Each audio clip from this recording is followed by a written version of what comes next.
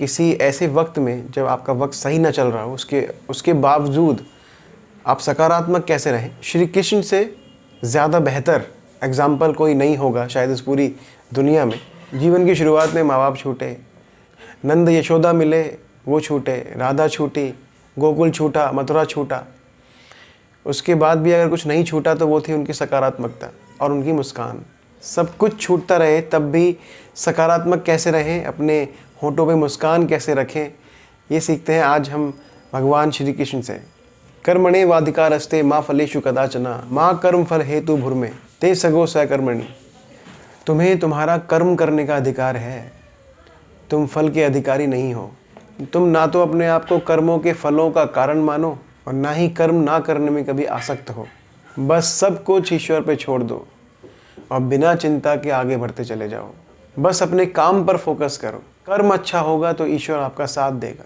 सर्वधर्मों परित्यज्य मामेकं शरणं व्रज अहम त्वा सर्व पापेभ्यो मोक्षयिष्यामि मा शुचा। भगवान श्री कृष्ण ने श्लोक में समझाते हुए अर्जुन को बोला कि हे अर्जुन, डर मत।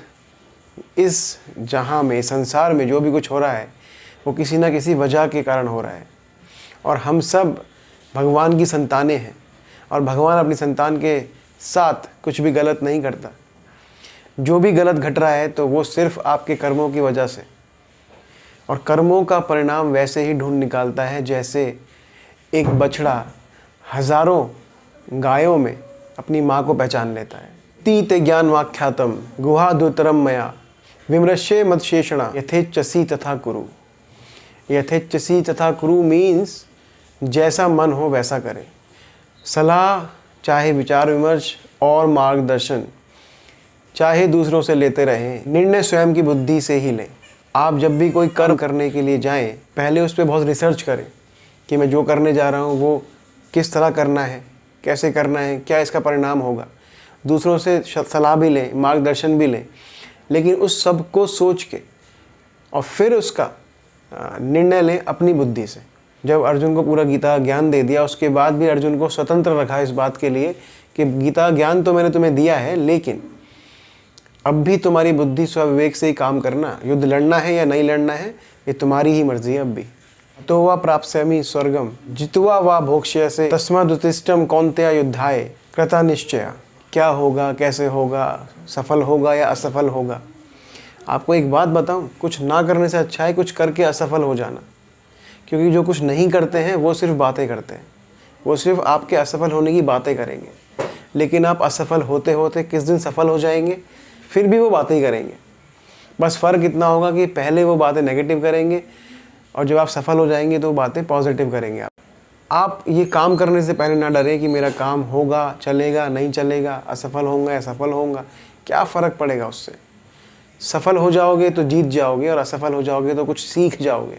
तो श्री कृष्ण ने इसी बात पे अर्जुन से बोला था कि युद्ध कर अर्जुन, अगर मारे गए तो स्वर्ग मिलेगा और अगर जीत गए तो इस पूरी पृथ्वी के साम्राज्य का भोग करने को मिलेगा।